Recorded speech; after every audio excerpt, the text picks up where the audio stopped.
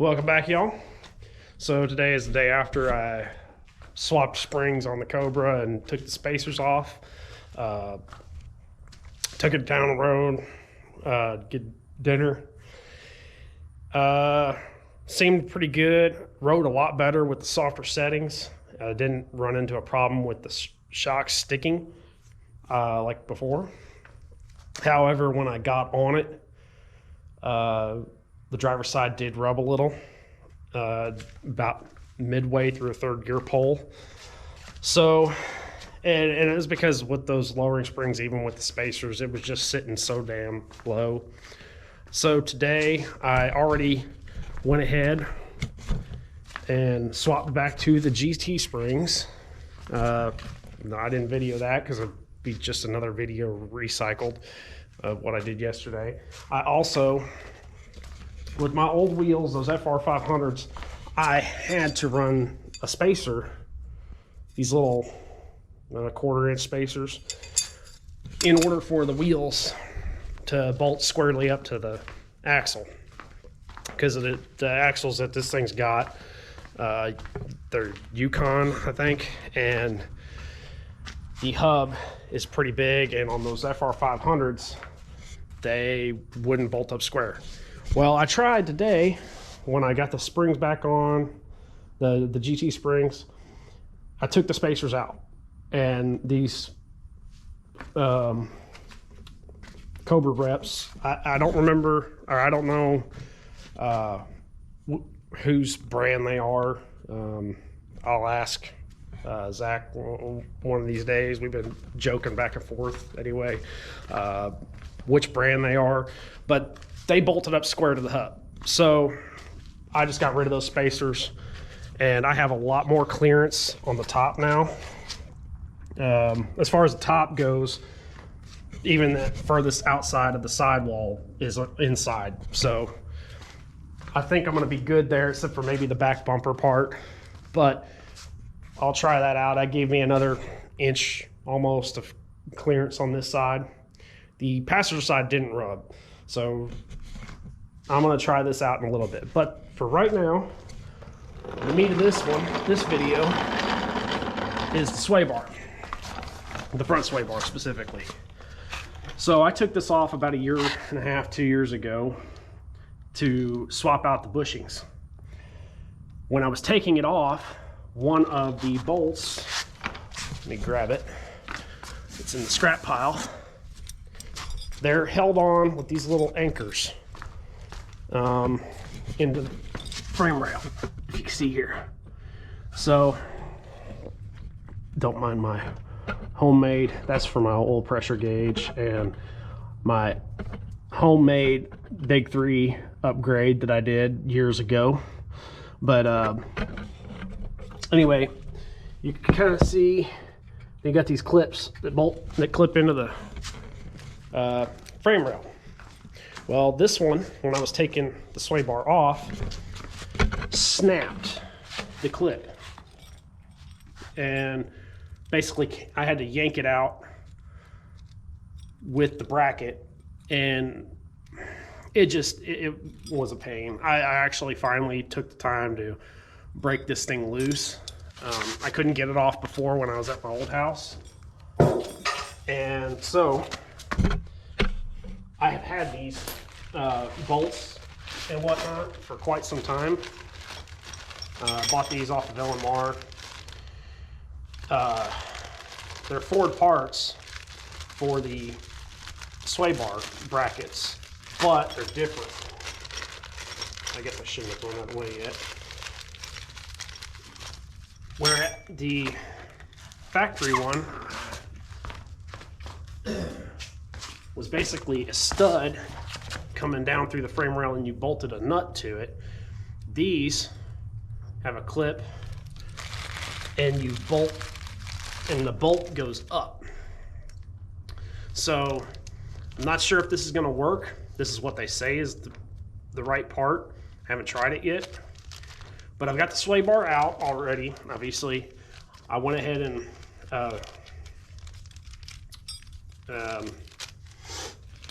got the, I had one of the brackets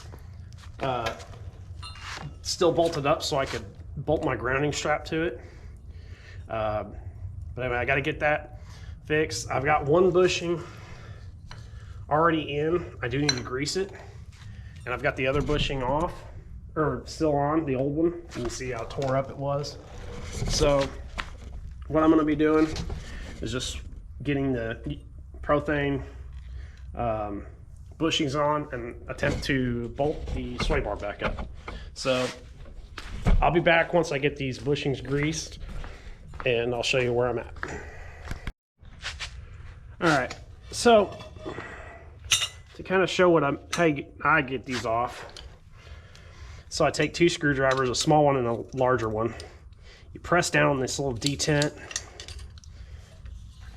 on each side, and you just push down a little bit and it pops right off. Okay, that gets that out the way. These bushings are so shot that, look at that. This car has 129,000 miles on it. And these were obviously never replaced. Look at that. So that is irrelevant, as Iron Man would say.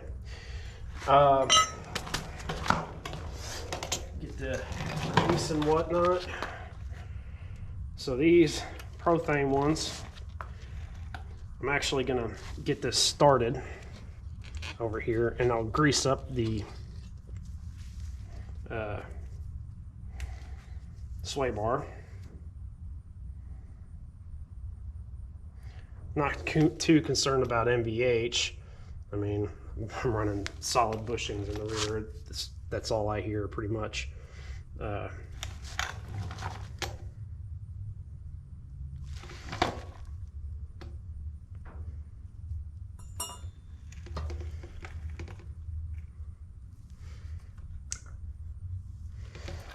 So get that on there like so. All right. There we go. Now, a little bit here.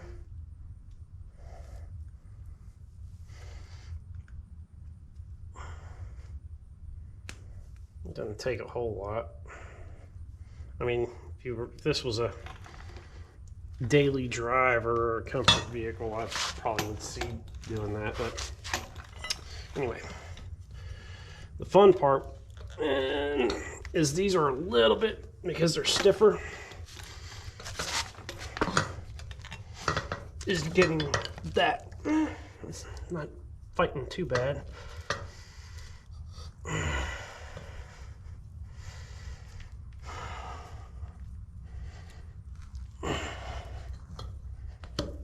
There we go. Okay. Now, pop this guy back in here. And then repeat on the other side. I gotta re-grease that one anyway. So,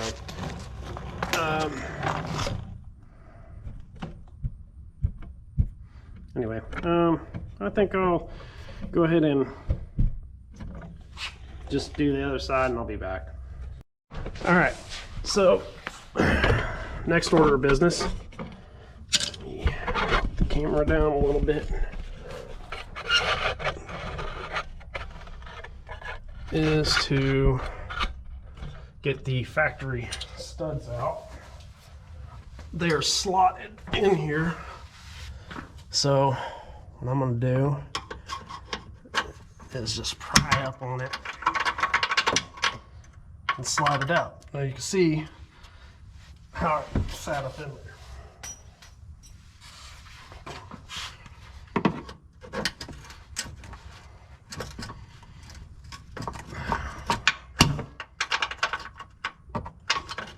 These are seized up and rusted anyway, so I'm not too worried about them. And I can't use them anyway as they sit because they were cockeyed.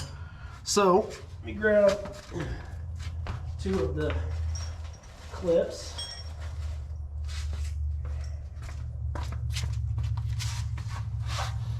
And put these in here. So, all right, let me see how, because these are a little different. I need to see how to best get these in here. I don't know.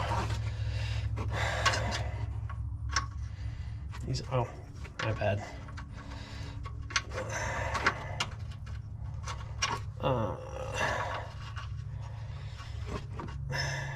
Get that up in there.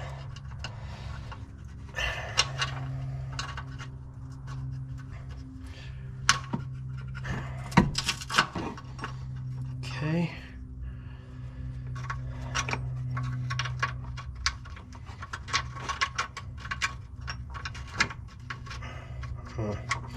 These aren't quite what I call the right thing, but we'll see how they work. It'll be better than nothing. So, all right, so I'm gonna get the sway bar in place. I'm gonna get the other side, the other brackets on the other side, and get the sway bar in place and bolt it up, and then I'll show you about the end links. Okay, so I got the other side run up already. Word of wisdom. So the factory nuts on these studs were 16 millimeter or the standard equivalent. The ones that come, the new ones, I'm using a 15 one because they're a little bit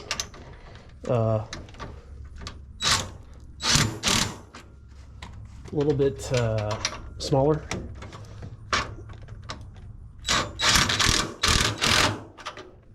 And I'm just running them up.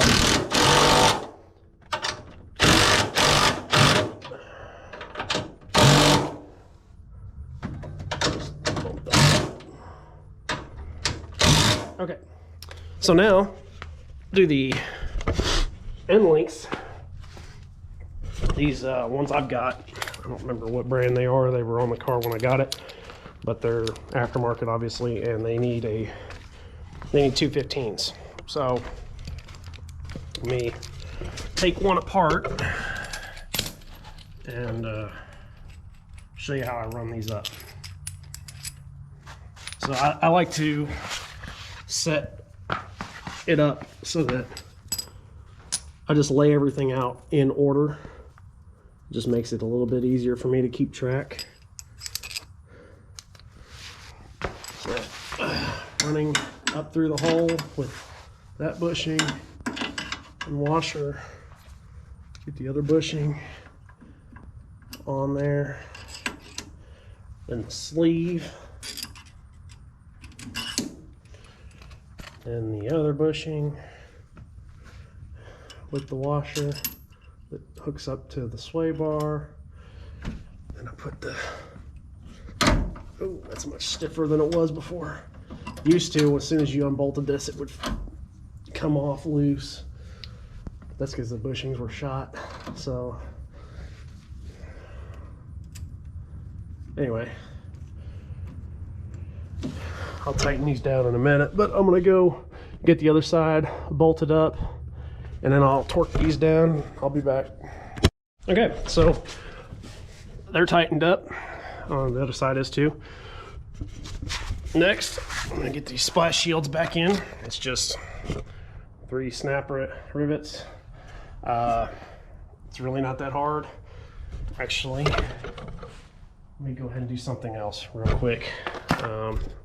I've got a extra, that wire for the oil pressure sensor I had zip tied to the sway bar brackets to keep it away from the engine.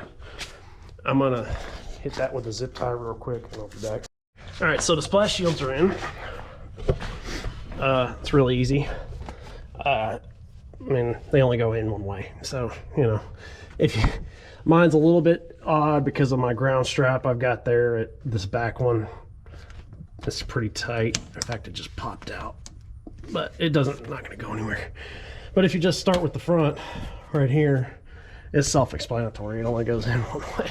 So I got to get the wheels on the car, get it back on the ground, and that'll pretty much be it for that. I've pretty much done everything I plan to do to the Cobra for now, as long as the setup I've got with the rear suspension works.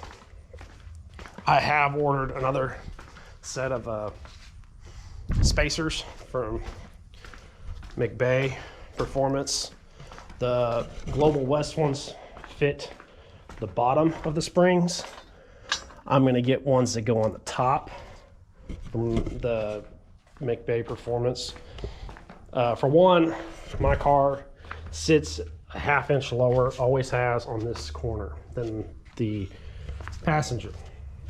So I'm going to order, if nothing else, to level it out, 1 inch on, I ordered 1 inch on this for this side and 1½ inch on this side, so that it'll level it out and raise it up a little bit if I need to, because I would prefer to run those other springs anyway, just for better handling. So anyway, I'm gonna get the wheels and tires on and get the car back on the ground. I'll be back. All right, well, car's back on the ground. Really not much to changing the sway bar bushings. You know, it takes, honestly, it takes as long to get the car up in the air and get the wheels off as it did to do the rest of it. And that was fighting rusty, old seized up parts. You know, but honestly, if, let me explain something. The reason why I want to put the sway bar back in is, you know, I'd ran other cars without the front sway bar before. And, you know, as a drag car, or, you know, if I was going to the track, yeah, it'd make sense. But I just don't really like the floatiness in this car. I enjoy driving it. Yeah, I'm running Mickey 28-inch drag radials in the rear, but the front really, to me, is where the handling comes from. And I just could tell immensely the difference in steering feel, how floaty it was without the sway bar. So like, if I ever were to track it, I would probably, just for efficiency's sake, get to the track and disconnect the sway bar. I wouldn't unbolt it completely. For one thing, this car makes enough power that the, you know, 10 pounds of removing the sway bar isn't really going to affect much. But anyway, so that's another project down. As you can see, I wanted to show this angle. Without those little 1/4-inch spacers, to me, they made all the difference as far as clearance goes. I know the tires are all chewed up now. I want to get this where I know it's not going to rub, except on very hard occasions where, like, I hit a harsh bump. I accept that, but before I replace the tires, I want to actually make sure that, you know, it's not going to consistently tear up the new ones. So anyway, hope y'all enjoyed it. Another project down. You know, yeah, I'll be back.